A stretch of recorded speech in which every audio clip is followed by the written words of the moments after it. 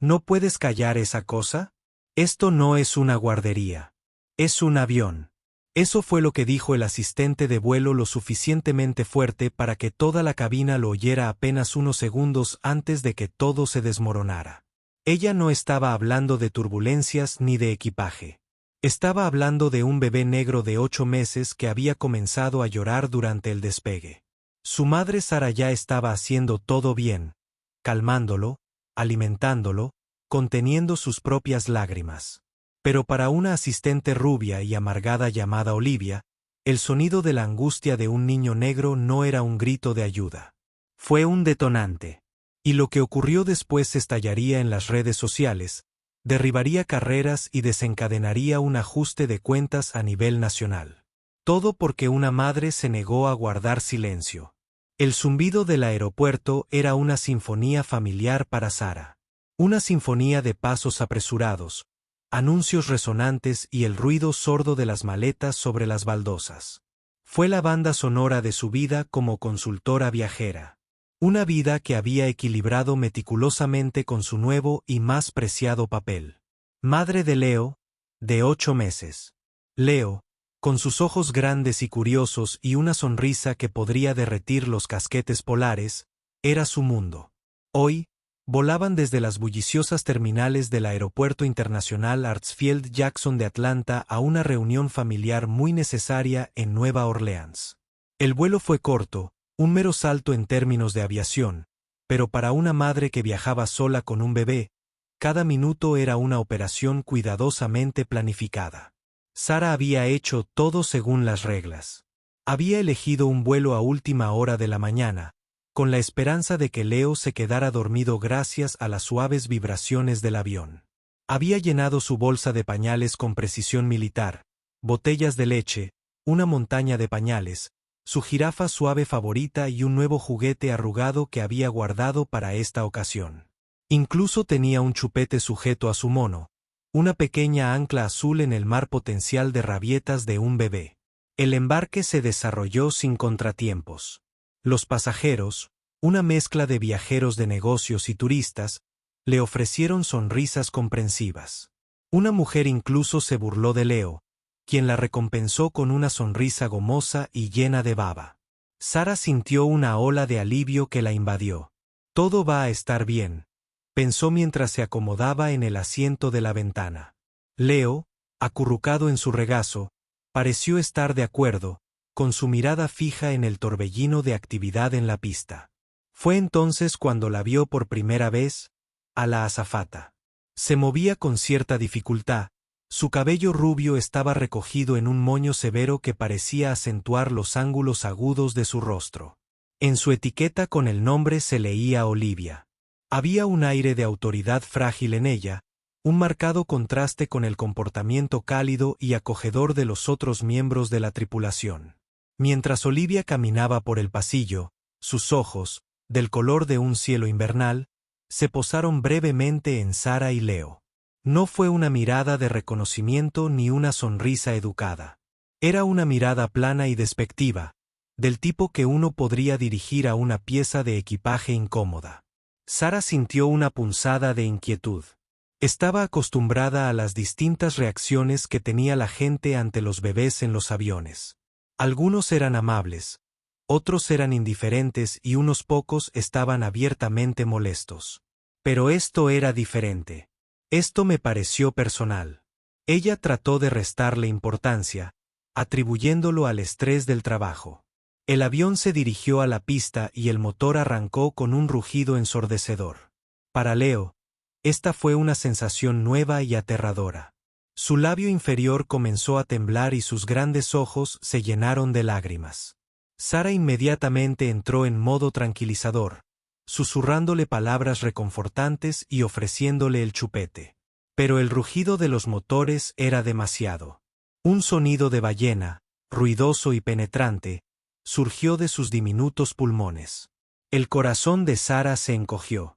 Ella lo mecía suavemente, tarareando su canción de cuna favorita. Su propia voz apenas era audible por encima del ruido del motor. SHH, cariño, está bien, murmuró ella, con su mejilla contra su suave y peludo cabello. «Mamá está aquí». La mayoría de los pasajeros parecieron entender. O bien se ponían los auriculares o simplemente ignoraban el llanto del bebé, aceptándolo como parte del viaje aéreo. Pero la reacción de Olivia estuvo lejos de ser comprensiva. Ella marchó por el pasillo, sus tacones resonando fuertemente en el suelo. «Señora», dijo, con la voz teñida de una gélida impaciencia. «Necesitas calmar a tu hijo ahora». La brusquedad de su tono sobresaltó a Sara. «Estoy haciendo lo mejor que puedo», respondió con voz tensa. El ruido del motor lo asustó. «Todo el mundo tiene miedo de algo», replicó Olivia con la voz cargada de sarcasmo. «Pero no todos gritamos por ello. Estás molestando a los demás pasajeros». Sara miró a su alrededor.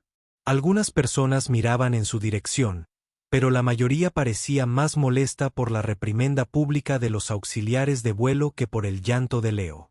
Una mujer mayor en la fila frente a ella le ofreció una sonrisa comprensiva. «Es solo un bebé», le dijo la mujer suavemente a Olivia. «Él no entiende». Olivia le lanzó a la mujer una mirada fulminante antes de volver su atención a Sara. «Es tu responsabilidad controlar a tu hijo. Si no puedes, quizás no deberías volar».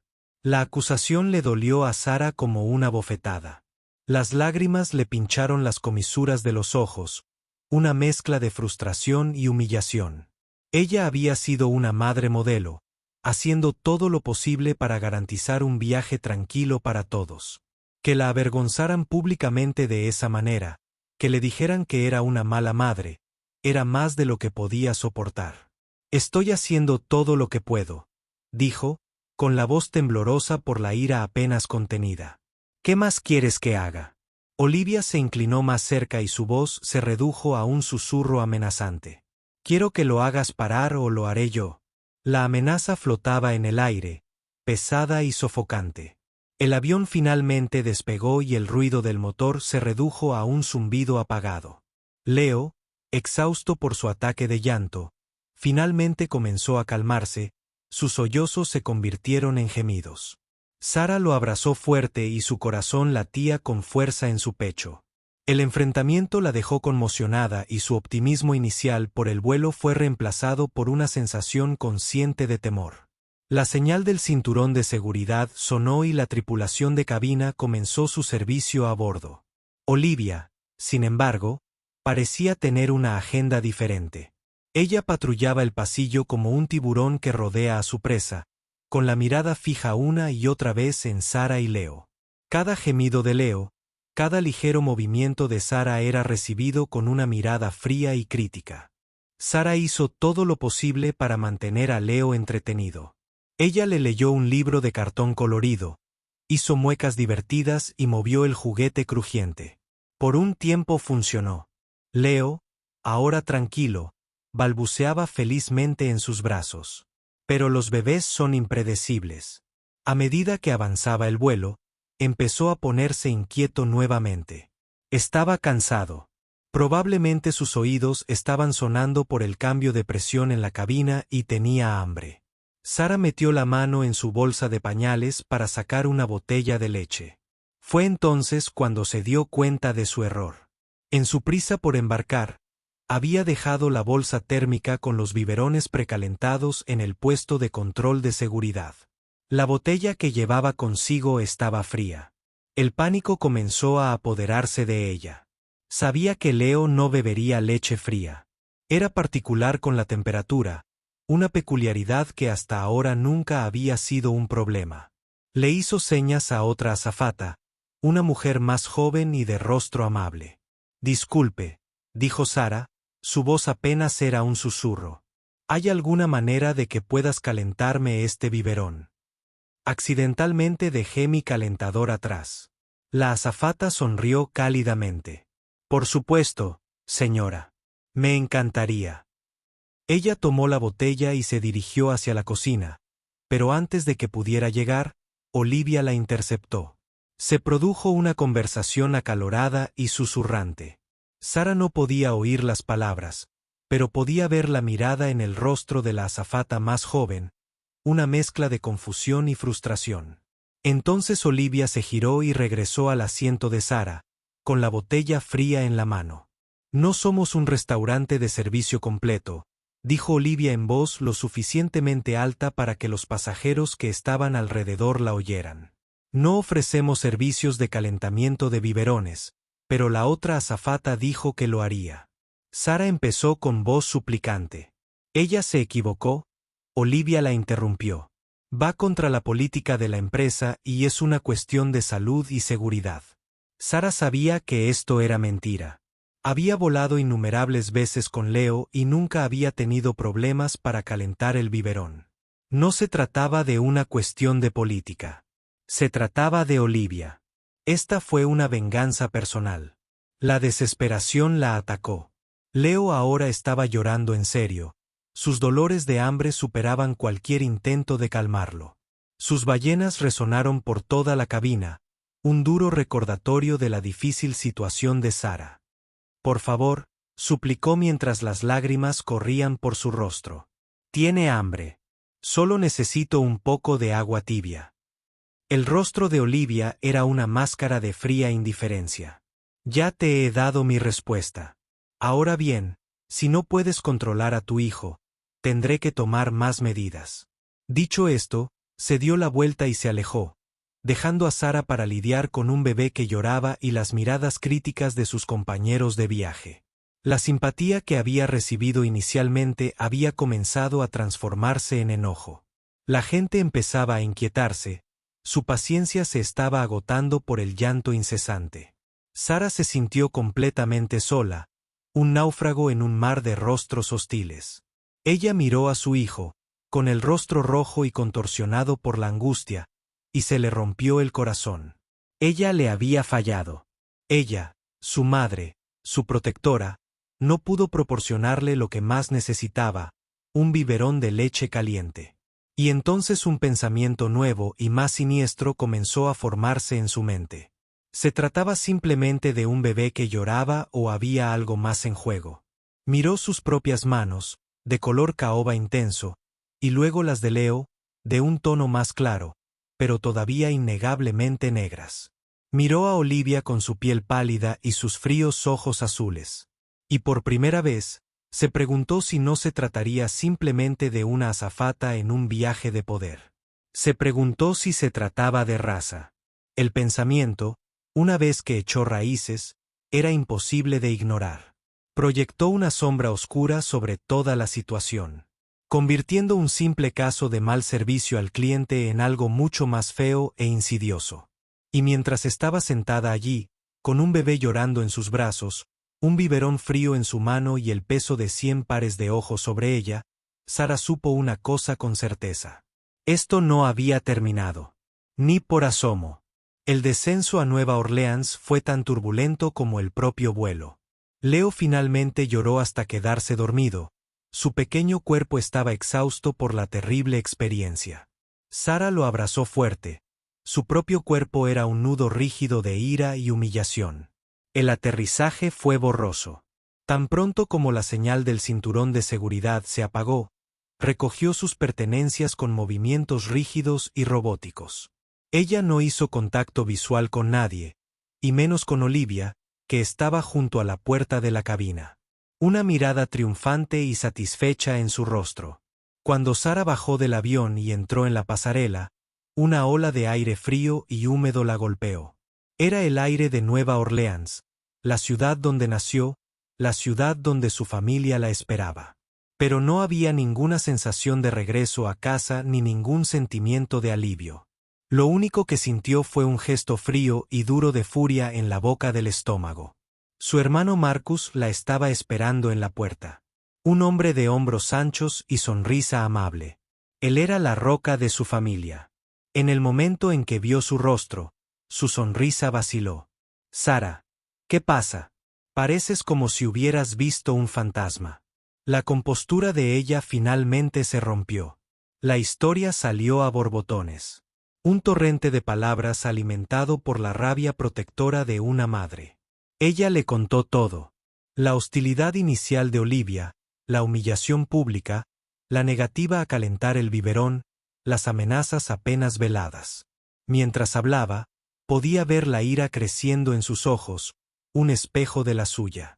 Eso no es solo un mal servicio, Sara, dijo, en voz baja y peligrosa. Eso es acoso.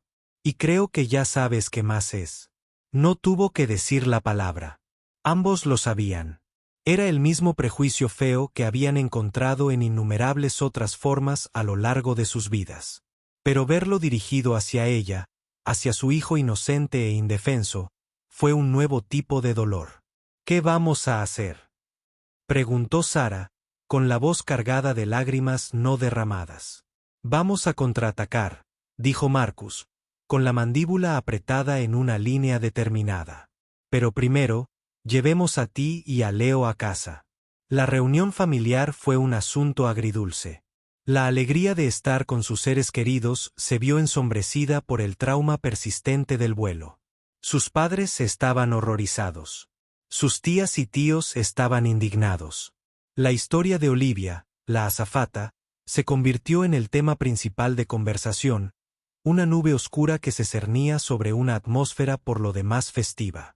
Esa noche, después de que Leo finalmente se durmió en una cuna portátil, Sara y Marcus se sentaron a la mesa de la cocina. La casa estaba en silencio, el único sonido era el suave zumbido del refrigerador. No puedo dejar pasar esto, Marcus, dijo Sara con voz firme. Esto no se trata solo de Leo y de mí. ¿Y si le hace esto a otra persona? ¿Y si la siguiente persona no tiene la fuerza para defenderse? Estoy de acuerdo, dijo Marcus. Entonces, ¿cuál es nuestro primer movimiento? Sara sacó su teléfono y abrió el sitio web de la aerolínea. Encontró el formulario de quejas del cliente y comenzó a escribir. Ella contó todo el incidente con meticuloso detalle. Sus dedos volando por la pantalla. Incluyó el número de vuelo, la fecha y el nombre de Olivia. Ella vertió toda su ira y frustración en la queja, con palabras agudas y precisas. Pero cuando estaba a punto de llegar al final, se le ocurrió una idea. Una queja formal era una cosa. Pero en la era de las redes sociales, existía un tribunal de opinión pública que podía ser mucho más poderoso. Marcus, dijo ella, y sus ojos brillaron con una nueva determinación. Tengo una idea. Abrió su página de Facebook y comenzó una nueva publicación. Ella escribió sobre su experiencia, no como una queja formal, sino como una historia. Una historia de una madre que intenta consolar a su hijo que llora y un asistente de vuelo que parecía decidido a hacerle la vida un infierno. Ella no utilizó un lenguaje incendiario. Ella simplemente expuso los hechos, dejando que la historia hablara por sí sola. Terminó el post con una pregunta sencilla. ¿Es este el tipo de servicio que las aerolíneas toleran? Antes de publicarlo, hizo una cosa más. Recordó a la mujer mayor que había intentado defenderla en el avión. Ella tenía un rostro amable y memorable. Sara hizo una búsqueda rápida en Facebook buscando pasajeros que se hubieran registrado en ese vuelo en particular. Era una apuesta arriesgada, pero tenía que intentarlo. Y entonces la encontró, una mujer llamada Eleanor Vance, que había publicado una foto de la vista desde su ventana durante el vuelo con el lema, llevada a Big Easy. Sara le envió un mensaje privado explicándole quién era y qué había sucedido. Preguntó si Eleanor estaría dispuesta a corroborar su historia. En una hora, Eleanor respondió. Ella no solo estaba dispuesta a corroborar la historia, sino que estaba furiosa por Sara. Ella había presenciado todo y estaba horrorizada por el comportamiento de Olivia. Con el permiso de Eleanor, Sara publicó su historia. Etiquetó a SkyWest Airlines y a varios medios de comunicación. Y luego esperó.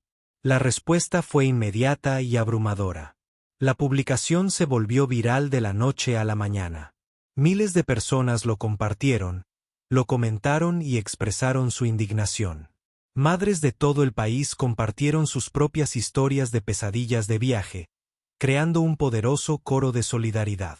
Los medios de comunicación comenzaron a recoger la historia y pronto el teléfono de Sara no paraba de sonar con solicitudes de entrevistas. SkyWest Airlines, atrapada en el ojo de una tormenta en las redes sociales, se vio obligada a responder. Emitieron un comunicado genérico diciendo que estaban investigando el asunto y que toman en serio todas las quejas de los clientes. Pero el público no lo creyó. Querían acción. Querían que despidieran a Olivia. La presión aumentó. La historia estuvo en todas partes. En las noticias locales, en programas de entrevistas nacionales, en innumerables blogs y sitios web. El nombre de Olivia fue tendencia en Twitter junto con el hashtag #Hasfly como SkyWest. El precio de las acciones de las aerolíneas comenzó a caer. Mientras tanto, en una tranquila casa suburbana de Atlanta, Olivia veía cómo su vida se desmoronaba. La aerolínea la había puesto en licencia administrativa en espera de una investigación. Su teléfono estaba repleto de mensajes enojados de amigos y familiares que habían visto la historia. Sus páginas de redes sociales se inundaron de comentarios de odio. Ella trató de defenderse, de contar su versión de los hechos. Ella afirmó que Sara había sido grosera y poco cooperativa, que el bebé había estado llorando durante todo el vuelo y que ella había estado actuando en el mejor interés de los demás pasajeros, pero sus palabras fueron ahogadas por el coro de condenas. La investigación de la aerolínea fue rápida y decisiva. Entrevistaron a Sara, Eleanor y otros pasajeros del vuelo. Revisaron el historial de servicio de Olivia, que resultó estar plagado de quejas similares. Tenía antecedentes de ser grosera y conflictiva, particularmente con los pasajeros de color. El último clavo en su ataúd vino de una fuente inesperada. La azafata más joven, la que había intentado ayudar a Sara, se presentó y dio una declaración. Ella confirmó que Olivia había mentido sobre la política de calentamiento de biberones y había sido abiertamente hostil hacia Sara y su bebé. Incluso reveló que Olivia había usado un insulto racial para describir a Sara en la cocina. La aerolínea no tenía elección. Despidieron a Olivia, con efecto inmediato. Se disculparon públicamente con Sara y le ofrecieron un reembolso completo y un vale para un futuro viaje. También anunciaron que implementarán nuevas capacitaciones para sus auxiliares de vuelo sobre diversidad e inclusión. Para Sara, fue una victoria, aunque agridulce. Ella no se había propuesto que despidieran a Olivia. Ella simplemente quería ser tratada con dignidad y respeto. Pero ella sabía que se trataba de algo más que un simple asistente de vuelo. Se trataba de un sistema que permitía que los prejuicios se desarrollaran y crecieran. Y ella sabía que su lucha estaba lejos de terminar. La finalización del empleo de Olivia fue una victoria de relaciones públicas para SkyWest Airlines y un momento de reivindicación para Sara. La noticia se difundió por las redes sociales y muchos la aclamaron como un triunfo de la justicia. Sara, de regreso al reconfortante abrazo de su familia en Nueva Orleans, sintió una profunda sensación de alivio. Ella había defendido sus derechos y los de su hijo, y su voz había sido escuchada. El mundo, al parecer, había escuchado. Pero el mundo tiene memoria corta, e Internet, si bien es una herramienta poderosa para la justicia, también puede ser un caldo de cultivo para su perverso reflejo en el espejo de la feria. Unos días después de que se conociera la noticia, una nueva narrativa comenzó a surgir desde los rincones más oscuros de la web. Comenzó como un goteo. Unos cuantos comentarios anónimos en artículos de noticias y un puñado de publicaciones en foros marginales. Pintaron una imagen diferente de lo sucedido en el vuelo 3,88. En esta versión, Olivia no era la agresora. Ella era la víctima. Sara ya no era una madre angustiada, sino una oportunista calculadora. Una reina del bienestar de los cielos que había jugado hábilmente la carta del racismo para conseguir lo que quería, un vuelo gratis y 15 minutos de fama. La narrativa era insidiosa y se aprovechaba de estereotipos viejos y feos. Afirmó que Sara había sido ruidosa y beligerante desde el momento en que subió a bordo, que se había negado incluso a intentar calmar a su hijo rebelde y que había exigido un trato especial. La historia de la botella fría se transformó en la de una madre con derecho a todo que insistía en un servicio de bebidas gourmet con temperatura controlada a 9.000 metros de altura. Al principio, Sarah y Marcus lo descartaron como los desvaríos de unos trolls descontentos. Fue vil, pero solo era ruido. Tenían la verdad de su lado, corroborada por testigos y validada por la propia investigación de la aerolínea. ¿Qué podrían hacer unos cuantos guerreros del teclado anónimos contra eso? Pero el goteo pronto se convirtió en inundación. La narrativa fue recogida por una red de blogs hiperartesanos y un presentador de noticias por cable notoriamente incendiario. Un hombre que construyó su carrera avivando las llamas del resentimiento cultural. Dedicó un segmento entero a la verdad sobre el vuelo 3,88. No se deje engañar por la narrativa de los grandes medios de comunicación. Se burló ante la cámara. Su rostro era una máscara de indignación moral. Esta no es una historia sobre racismo. Esta es una historia sobre la erosión de la responsabilidad personal. Se trata de una azafata trabajadora, una mujer que simplemente intenta hacer su trabajo, que fue sacrificada en el altar de la corrección política por una corporación progresista. Presentó a un testigo sorpresa, un hombre que afirmó haber estado sentado unas pocas filas detrás de Sarah. Habló en términos vagos pero condenatorios sobre su comportamiento agresivo y su desprecio por los demás pasajeros. Elogió la profesionalidad y paciencia de Olivia ante tal provocación. La entrevista fue una clase magistral de manipulación. La identidad del hombre nunca fue verificada completamente. Su rostro quedó parcialmente oculto por la sombra. Pero para los millones de espectadores del programa, su testimonio fue el evangelio. La marea de la opinión pública comenzó a cambiar. Las redes sociales de Sarah, que alguna vez fueron una fuente de apoyo, se convirtieron en un pozo negro de veneno. La inundaron con mensajes de odio, amenazas e insultos racistas. Su foto e incluso fotos de Leo se convirtieron en memes crueles. Su dirección particular y su número de teléfono fueron filtrados en Internet, una práctica conocida como doxing. El teléfono sonaba incesantemente con llamadas de desconocidos, algunos gritando obscenidades, otros haciendo amenazas escalofriantemente específicas. El mundo que hasta hacía poco la había aclamado como una heroína ahora la veía como una villana. El estrés era inmenso. Se convirtió en prisionera en la casa de sus padres, con miedo de salir. La alegría de la reunión familiar se había convertido en una pesadilla de miedo y paranoia. Marcus estaba fuera de sí de rabia. Es una campaña de desprestigio coordinada.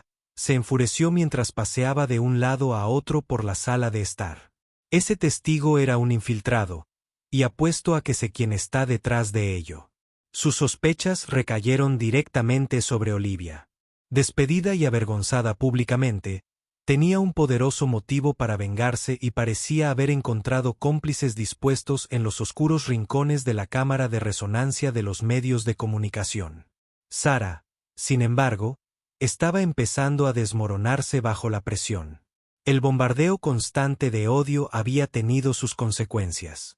Tal vez deberíamos dejarlo ir, susurró una noche, con la voz quebrada por el llanto. Ganamos.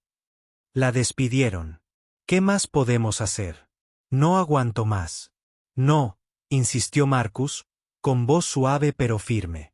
Eso es lo que quieren. Quieren silenciarte. Si cedemos ahora, ganan. Controlan la historia para reescribirla. No podemos permitirlo. Sabía que necesitaban algo más que su palabra contra la creciente ola de mentiras. Necesitaban pruebas irrefutables. Necesitaban algo que destapara el ruido y expusiera la verdad de una vez por todas. Su experiencia legal como asistente legal le entró en acción. Empezó a investigar. Presentó solicitudes amparadas en la Ley de Libertad de Información ante la FAA. Recorrió foros en línea y redes sociales buscando a otros pasajeros del vuelo 38008. Sabía que la clave para desentrañar la mentira estaba en algún lugar del éter digital o enterrada en la burocracia corporativa. El descubrimiento llegó de un lugar inesperado. El Eyanar Vance, La mujer que inicialmente había apoyado a Sara, la contactó de nuevo. Estaba horrorizada por la campaña de desprestigio y había estado investigando por su cuenta. Sara, dijo con voz apremiante por teléfono. Creo que he encontrado algo. ¿Recuerdas a un hombre sentado frente a ti en el pasillo, unas filas más atrás? Llevaba un sombrero de vaquero ridículamente grande. Sara lo recordaba vagamente. Había estado en silencio, manteniéndose solo durante la mayor parte del vuelo. Bueno, Eleanor continuó, lo encontré en Instagram. Su nombre es Ben Carter, y no vas a creer lo que encontré en su página. Ella le envió un enlace a Sara. El Instagram de Ben Carter era una colección seleccionada de fotografías de viajes. Y el día del vuelo se publicó un breve video. Fue filmado discretamente desde su asiento y capturó todo el enfrentamiento entre Sara, Olivia y la amable azafata. El video fue una bomba. Mostró todo exactamente como Sara lo había descrito. Mostraba la postura agresiva de Olivia, su tono condescendiente. Captó su mentira sobre la política de calentamiento del biberón. Lo más importante es que capturó el comportamiento de Sara. Ella estaba tranquila, educada y visiblemente angustiada. Todo lo contrario de la caricatura beligerante que pintan sus detractores. El audio era nítido.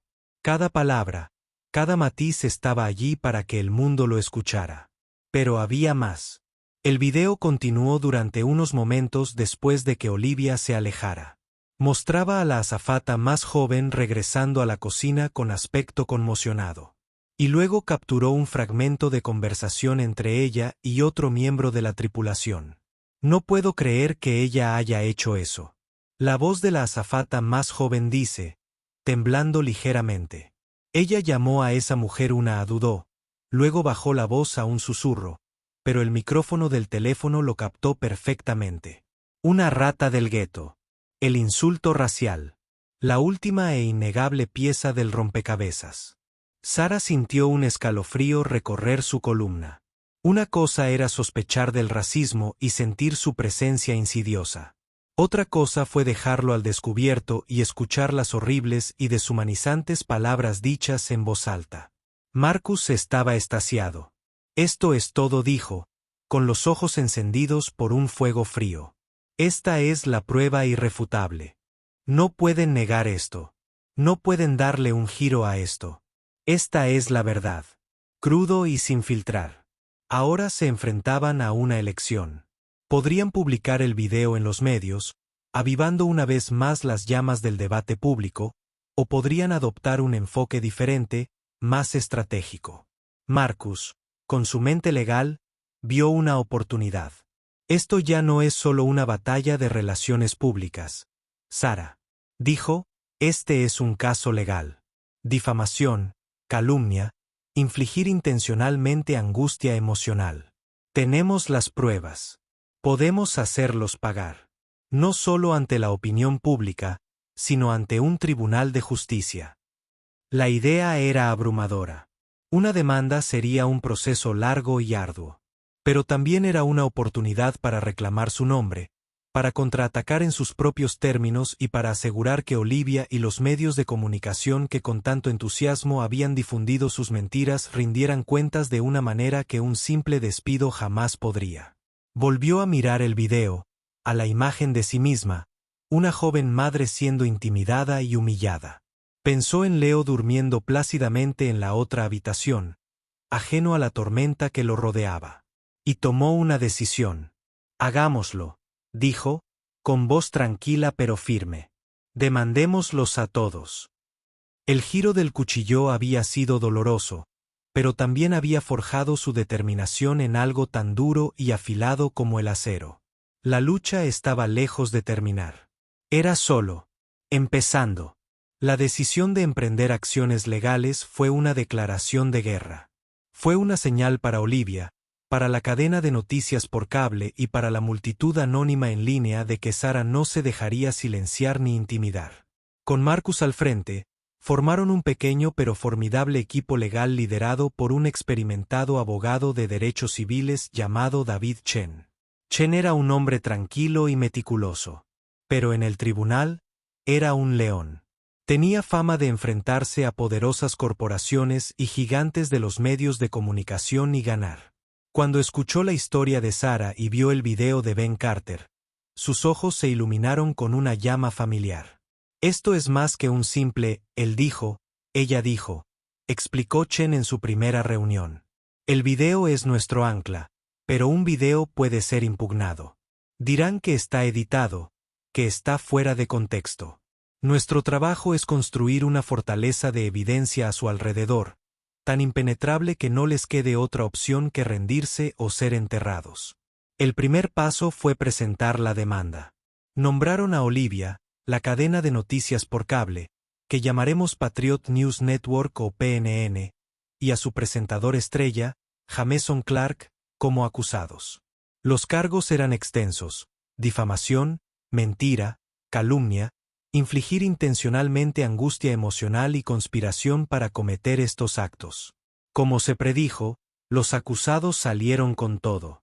El costoso equipo legal de PNN presentó inmediatamente una moción de desestimación, alegando que su segmento estaba protegido por la primera enmienda como opinión y comentario. Presentaron a Jameson Clark no como un periodista, sino como un artista, un provocador cuyos espectadores entendían que su programa no era una cobertura literal de los hechos. Olivia, ahora representada por un abogado financiado por una fundación legal conservadora, presentó su propia respuesta. Reiteró su postura original. Historia, presentándose como víctima de una turba de la cultura de la cancelación, enloquecida por un pasajero manipulador que incitaba al racismo. Afirmó que el video era una falsificación profunda, una sofisticada falsificación digital diseñada para arruinarle la vida. La batalla legal se convirtió en una agotadora guerra de desgaste. El proceso de descubrimiento fue un laberinto de declaraciones, citaciones y montañas de papeleo. Marcus, trabajando junto al equipo de Chen, estaba en su salsa. Pasó incontables horas revisando documentos, buscando inconsistencias, cualquier grieta en la armadura del acusado. La declaración de Sarah fue una experiencia particularmente brutal. Estuvo sentada durante 2 días en una sala de conferencias estéril frente a un equipo de abogados de PNN con rostro impasible. La interrogaron sin descanso, analizando cada detalle de su vida. Cuestionaron sus habilidades como madre, su historial laboral, su actividad en redes sociales. Intentaron retratarla como una mujer inestable y demasiado sensible que buscaba un día de pago. Señora Williams, preguntó uno de los abogados, con la voz desbordante de condescendencia. ¿No es cierto que tienes un historial de quejas sobre el servicio al cliente? Tenemos constancia de 3 quejas distintas que presentaste en los últimos 2 años. Una contra una cafetería, otra contra una tintorería y otra contra un servicio de entrega a domicilio de un supermercado. El corazón de Sarah latía con fuerza. Habían investigado cada rincón de su vida, pero ella se negaba a dejarse intimidar. Ella miró al abogado directamente a los ojos. Sí, dijo ella con voz clara y firme. Creo en responsabilizar a las empresas por el servicio que prestan. Si recibo mal servicio me quejo. Si recibo un buen servicio dejo una reseña positiva. No veo qué relevancia tiene eso para un asistente de vuelo que utiliza un insulto racial contra mí y mi hijo. La sonrisa del abogado se desvaneció. Ella no había mordido el anzuelo. El punto de inflexión en el proceso de descubrimiento surgió de una fuente inesperada. Marcus, a través de una citación de comunicaciones internas de PNN, descubrió una cadena de correos electrónicos entre Jameson Clark y su productor. Los correos electrónicos revelaron que sabían que el testigo ocular de su segmento no era una fuente creíble. De hecho, era un actor pagado, un hombre con una larga historia de apariciones en comerciales de bajo presupuesto y videos de capacitación corporativa. Un correo electrónico de Clark a su productor fue particularmente condenatorio. No te preocupes demasiado por investigar al chico. Mientras parezca plausible, la base lo aceptará. Esta historia es oro en ratings. Esta era la prueba que necesitaban. Esto fue evidencia de malicia real, el estándar legal que debían cumplir para derrotar la defensa de la primera enmienda. Clark y PNN no solo habían informado una historia. Habían fabricado consciente y deliberadamente una narrativa falsa para aumentar sus índices de audiencia y difamar a Sara. Armado con esta nueva evidencia, el equipo de Chen pasó a la ofensiva. Presentaron una moción de juicio sumario, argumentando que la evidencia era tan abrumadora que el caso ni siquiera necesitaba llegar a un juicio completo. La jueza, una mujer sensata con reputación de ser dura pero justa, programó una audiencia. La sala del tribunal estaba abarrotada. Jameson Clark estaba allí, luciendo mucho menos confiado sin la seguridad de su estudio de televisión. Olivia estaba sentada en la parte de atrás, luciendo pálida y demacrada. La presentación de Chen fue magistral. Expuso los hechos uno por uno como un cirujano que hace una serie de incisiones precisas. Comenzó con el vuelo, luego pasó a la tormenta en las redes sociales y finalmente a la campaña de desprestigio orquestada por PNN. Terminó reproduciendo el video del Instagram de Ben Carter, cuyo audio resonó en la silenciosa sala del tribunal. Cuando se pronunció ese insulto racista, una exclamación colectiva recorrió la galería. Luego Chen proyectó los correos electrónicos de Jameson Clark en las pantallas de la sala del tribunal. Las palabras calificaciones de oro parecían flotar en el aire, una cruda admisión de su cínica manipulación. Los abogados de PNN intentaron argumentar que los correos electrónicos fueron sacados de contexto y que eran simplemente una conversación de vestuario entre un presentador y su productor. Pero el juez no quedó impresionado. Ella miró a Jameson Clark, sus ojos como trozos de hielo. «Señor Clark», dijo con voz peligrosamente baja, «¿de verdad espera que este tribunal crea que usted es un artista, no un periodista, cuando su propia cadena lo promociona como fuente de noticias y análisis contundentes? ¿De verdad cree que contratar a sabiendas a un actor para que se haga pasar por un testigo presencial y mienta en televisión nacional está protegido por la primera enmienda?» Clark tartamudeó, incapaz de formar una respuesta coherente. La máscara del presentador de televisión confiado y grandilocuente se había caído, revelando al hombre cobarde y amoral que se escondía debajo. La decisión del juez fue rápida y brutal. Ella concedió la moción de Sara de juicio sumario sobre la demanda por difamación contra PNN y Jameson Clark. Ella dictaminó que sus acciones no constituían una expresión protegida, sino una campaña maliciosa y deliberada para destruir la reputación de un ciudadano privado para obtener ganancias financieras. También rechazó la moción de Olivia de desestimar el caso.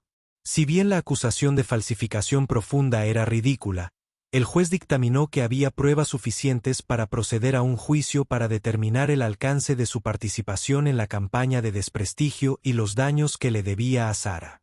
La victoria fue impresionante. Habían cortado la cabeza de la serpiente.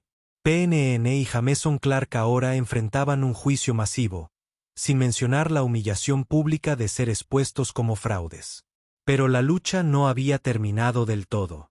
El juicio contra Olivia todavía estaba pendiente. Y Olivia, acorralada y desesperada, estaba a punto de realizar un último movimiento imprudente que sellaría su destino de la manera más espectacular imaginable. La sentencia sumaria contra PNN y Jameson Clark conmocionó al panorama mediático. La cadena se vio obligada a emitir una humillante retractación y disculpa al aire. Jameson Clark fue suspendido y su carrera quedó en ruinas. Se llegó rápidamente y silenciosamente a un acuerdo financiero masivo con Sara, cuyos términos eran confidenciales, pero se rumoreaba que estaban en el rango de las 8 cifras. Para Sara, fue una victoria asombrosa. No solo había limpiado su nombre, sino que también había asestado un golpe significativo a los medios depredadores y deshonestos que habían tratado de destruirla. El doxing se detuvo. Los mensajes de odio disminuyeron. La marea de la opinión pública volvió a inclinarse firmemente a su favor. Pero la batalla legal no había terminado. El caso contra Olivia todavía estaba programado para juicio. A pesar de la abrumadora evidencia, a pesar de la caída de sus poderosos aliados, Olivia se negó a dar marcha atrás. Su equipo legal, financiado por la Fundación Conservadora, parecía decidido a convertir el juicio en un espectáculo político, una última batalla en las guerras culturales.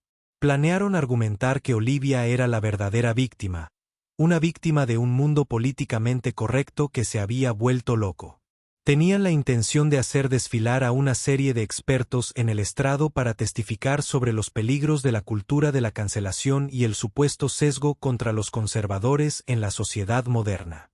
Fue una estrategia diseñada para apelar no a los hechos del caso, sino a los prejuicios de un jurado comprensivo. Chen y Marcus estaban preparados para esto. Tenían una montaña de pruebas y una lista de testigos creíbles, incluida Eleanor Vance, la amable azafata, e incluso algunos otros pasajeros que habían estado en el vuelo 3,88. Pero Marcus tenía la persistente sensación de que todavía les faltaba algo. Una pieza final del rompecabezas que no solo les permitiría ganar el caso, sino que expondría la podredumbre en el núcleo mismo de la defensa de Olivia. Se obsesionó con el testigo, el actor que PNN había contratado. El hombre había desaparecido después de que estalló el escándalo. Su presencia en línea quedó totalmente limpia. Marcus, sin embargo, fue implacable. Utilizó sus habilidades legales paralelas para investigar los antecedentes del actor, cotejando registros públicos, viejas convocatorias de casting y oscuros foros en línea. Y luego lo encontró. Una conexión. Un vínculo tan inesperado, tan condenatorio, que tenía el poder de revelar todo el caso. El actor, cuyo verdadero nombre era Kevin, había estado una vez en un grupo de teatro amateur, y según el antiguo sitio web del grupo, una de sus compañeras actores durante un breve tiempo fue una mujer llamada Olivia. Fue una apuesta arriesgada. El nombre era común, pero los tiempos se encajaban. Esto fue antes de que Olivia se convirtiera en asistente de vuelo, durante un periodo de su vida sobre el cual sus propios abogados habían sido vagos. Marcus presentó sus hallazgos a Chen. Si esta es nuestra Olivia, dijo con la voz temblorosa de emoción. Significa que ella no solo inspiró la campaña de desprestigio. Participó activamente en ella. Ella misma reclutó al actor. Esto no es solo difamación. Es una conspiración criminal. Chen sabía que tenían que tener cuidado. Si estuvieran equivocados, podría tener consecuencias espectaculares. Necesitaban pruebas irrefutables. Contrató a un investigador privado para localizar a Kevin, el actor. El juicio comenzó. La sala del tribunal era un circo mediático. Olivia se sentó a la mesa de los acusados, luciendo serena y desafiante. Sus abogados iniciaron el discurso con un apasionado discurso, presentándola como una mártir de la libertad de expresión y el sentido común. Los primeros días del juicio transcurrieron como estaba previsto. Sara dio su testimonio con voz clara y firme mientras relataba la terrible experiencia. Eleanor Vance y el otro asistente de vuelo la siguieron, corroborando su historia. El video fue reproducido nuevamente y su impacto fue tan fuerte como el de la audiencia del juicio sumario. Luego fue el turno de la defensa. Llamaron a sus expertos al estrado, quienes dieron conferencias largas y confusas sobre la decadencia de la civilización occidental. Fue un intento transparente de distraer al jurado de los hechos del caso. Chen, durante el interrogatorio, los desmanteló con precisión quirúrgica. Les obligó a admitir que no tenían conocimiento directo de lo sucedido en el vuelo 3,88 y que su testimonio se basaba enteramente en especulaciones e ideología política. El proceso iba bien para Sara, pero el golpe decisivo aún no había llegado. Al quinto día del juicio, justo cuando la defensa estaba a punto de terminar su argumentación, Chen se puso de pie. Su señoría, dijo, el demandante quisiera llamar a un último testigo de refutación. El abogado de Olivia se opuso. ¿Refutación? Ya han dejado su caso en claro. Esta es una nueva evidencia, señoría, respondió Chen. Prueba que va directamente a la credibilidad del acusado. El juez, intrigado, lo permitió. Llama a tu testigo, dijo. Las puertas de la sala del tribunal se abrieron y entró un hombre con una mirada angustiada y derrotada en su rostro. Era Kevin, el actor del segmento de PNN. Un murmullo recorrió la galería. La cara de Olivia se puso blanca como una sábana. Parecía como si hubiera visto un fantasma. Chen comenzó su interrogatorio. Señor, ¿podría decir su nombre para que quede constancia? Kevin Peterson. Señor Peterson, ¿es usted un actor profesional? Sí. ¿Alguna vez te han contratado para personificar a un testigo ocular en Patriot News Network? Kevin dudó y luego asintió. Sí. ¿Y quién te contrató para ese papel? Kevin respiró profundamente. Señaló con un dedo tembloroso hacia la mesa del acusado. Lo hizo, dijo, y su voz era apenas un susurro. Olivia Becker. La sala del tribunal estalló. La jueza golpeó el martillo pidiendo orden. El abogado de Olivia se puso de pie gritando objeciones, pero ya era demasiado tarde. La bomba había sido detonada. Chen continuó, con su voz tranquila y firme en medio del caos. Señor Peterson, ¿cómo conoce a la señorita Becker? Estuvimos juntos en una clase de actuación hace años. Éramos amigos. ¿Y ella se puso en contacto con usted después de que la despidieron de Sky West Airlines? Sí. Ella estaba furiosa. Dijo que quería vengarse de la mujer que había arruinado su vida. Ella inventó toda la historia sobre el pasajero siendo agresivo, sobre ella siendo la víctima. Ella me dijo qué decir. Ella me entrenó. Ella me conectó con el productor de PNN. Luego produjo una serie de mensajes de texto entre él y Olivia. Mensajes que explicaban toda la conspiración con detalles condenatorios. Olivia no había sido una beneficiaria pasiva de la campaña de desprestigio. Ella había sido su arquitecta. El último mensaje de texto fue el más escalofriante. Olivia se lo envió a Kevin el día que se emitió el segmento de PNN. Decía, es hora de ver cómo se quema la rata del gueto. Nos creerán. Somos del color adecuado. La máscara estaba quitada. El racismo venenoso y puro que había estado acechando bajo la superficie de todo el asunto ahora quedó al descubierto para que el mundo lo viera. Nunca se trató solo de un bebé que lloraba. Nunca se trató simplemente de un asistente de vuelo que tuvo un mal día. Se trataba de un odio maligno profundamente arraigado. Olivia Becker se quedó allí congelada. Su rostro es una máscara grotesca de conmoción y furia. Su fachada de victimización cuidadosamente construida se había hecho añicos, revelando la horrible y retorcida verdad que se escondía debajo. Ella no era una mártir. Ella era una mentirosa, una manipuladora y una racista. Y acababa de ser desenmascarada de la manera más pública y humillante imaginable. El karma no se limitaba a contraatacar. Era un maremoto que estaba a punto de arrastrarla hacia el fondo para siempre. La revelación en el tribunal no fue solo un punto de inflexión legal. Fue una detonación cultural. El testimonio de Kevin Peterson, corroborado por los mensajes de texto, transformó la narrativa de un caso de difamación en una historia de conspiración maliciosa y motivada racialmente. El juicio, que ya había recibido una importante atención mediática, se convirtió en una obsesión nacional. Para Olivia, las consecuencias fueron un rápido y brutal descenso a un infierno personal de su propia creación. La fundación legal conservadora que había estado financiando su defensa inmediatamente la abandonó como cliente y emitió una declaración pública denunciando sus acciones engañosas y aberrantes. Sin representación legal y frente a una montaña de pruebas, el juicio civil concluyó con una sentencia asombrosa en su contra. El jurado no solo le otorgó a Sara daños compensatorios por la angustia emocional y el daño a la reputación que había sufrido, sino también una indemnización punitiva masiva diseñada para castigar a Olivia por su conducta maliciosa y disuadir a otros de tener un comportamiento similar. La suma final fue de millones, una deuda tan colosal que Olivia probablemente pasaría el resto de su vida pagándola. Pero el juicio civil fue solo el comienzo de su ajuste de cuentas kármico.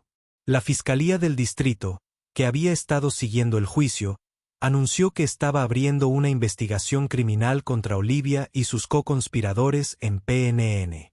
Los cargos eran graves: perjurio, conspiración para cometer fraude y manipulación de testigos. Los mensajes de texto y el testimonio de Kevin Peterson proporcionaron un camino claro y directo hacia una condena. Por temor a una larga pena de prisión, el productor de PNN e incluso Jameson Clark acordaron cooperar con la fiscalía a cambio de cargos menores. Su testimonio sellaría el destino de Olivia. Su vida personal se desintegró.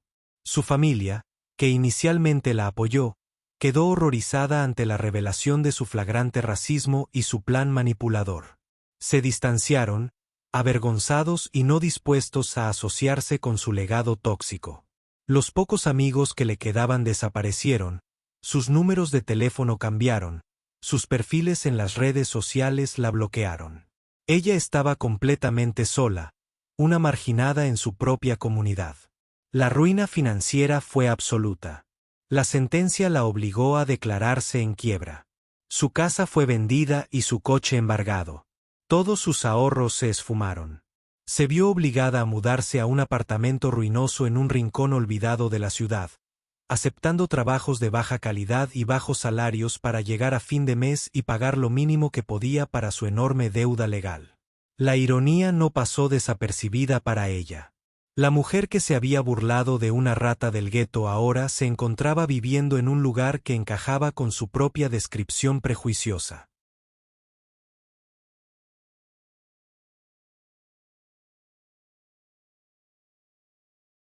Pero el castigo más profundo no fue económico ni legal. Fue el eco implacable de sus propias acciones. En la era de Internet, su infamia fue permanente. Su nombre, su cara, los mensajes de texto, el video de la sala del tribunal. Todo quedó inmortalizado en línea. Un fantasma digital que la perseguiría por el resto de su vida. Cada empleador potencial, cada nuevo conocido, cada propietario, estaba a solo una búsqueda en Google de conocer toda la horrible verdad. Estaba atrapada en una prisión de su propia creación, definida para siempre por el peor momento de su vida. No hubo arco de redención para Olivia Becker. Ella no había mostrado ningún remordimiento, solo enojo por haber sido atrapada. Ella había construido su vida sobre una base de prejuicios y engaños. Y cuando el edificio se derrumbó, no quedó nada más que escombros. Para Sarah, la vida después del juicio fue un estudio de contrastes. Ella y Marcus habían obtenido una victoria inimaginable. El acuerdo de PNN y la sentencia contra Olivia le proporcionaron a ella y a su familia seguridad financiera para las generaciones futuras. Pero el dinero nunca fue el tema. Se trataba de la verdad. Se lo dijo a un periodista en una última entrevista exclusiva. Se trataba de asegurarnos de que nadie más tuviera que pasar por lo que mi hijo y yo pasamos. Se trataba de demostrar que no se pueden utilizar mentiras y odio para silenciar a la gente. Se convirtió en una voz reticente pero poderosa en la lucha por los derechos civiles y la responsabilidad corporativa. Con una parte del dinero del acuerdo, ella y Marcus establecieron una fundación llamada Proyecto Leo, dedicada a brindar asistencia legal a las víctimas de discriminación y a financiar programas educativos que promovieran la tolerancia y la comprensión. Ella no buscó el centro de atención, pero tampoco lo rechazó. Ella usó su plataforma para abogar por el cambio. Su historia sirve como un poderoso testimonio de la resiliencia del espíritu humano frente a la injusticia. Regresó a su vida como consultora, pero con un nuevo sentido de propósito. Ella crió a Leo en un hogar lleno de amor, risas y una profunda comprensión de la importancia de defender lo que es correcto. Crecería conociendo la historia del vuelo 388, no como un relato de trauma, sino como una historia de la fortaleza de su madre y el poder perdurable de la verdad. El duro karma que afectó a Olivia Becker no fue un único acontecimiento dramático. Fue una erosión lenta y demoledora de todo lo que ella apreciaba. Una consecuencia directa e ineludible del veneno que había inyectado en el mundo. Era el eco implacable de su propio odio. Un sonido que resonaría en las habitaciones vacías de su vida durante todos los años venideros. Su carrera no había terminado. Su vida tal como la conocía fue aniquilada. Una historia de advertencia para la posteridad. Sara, por otro lado, había tomado el dolor y el prejuicio que había soportado y los había transformado en una fuerza para el bien, demostrando que la victoria final no está solo en ganar la lucha, sino en construir un mundo mejor a partir de las cenizas de la batalla. Esta historia, aunque es un relato dramático, toca problemas muy reales que persisten en nuestra sociedad. Prejuicios casuales, abuso de autoridad y el peligroso poder de la desinformación. Es un recordatorio de que las acciones de una persona pueden tener un efecto dominó para bien o para mal. El viaje de Sara desde una madre humillada a una poderosa defensora de la justicia nos muestra la increíble fuerza que se encuentra en la lucha por la verdad. Si su historia te conmovió, si te hizo pensar, considera presionar el botón me gusta y compartirla con otros. Ayuda a difundir el mensaje. Y no olvides suscribirte a nuestro canal para conocer más historias importantes. Historias de lucha, resiliencia y el triunfo definitivo del espíritu humano. Su apoyo nos ayuda a seguir sacando a la luz estas importantes narrativas. Gracias por escuchar.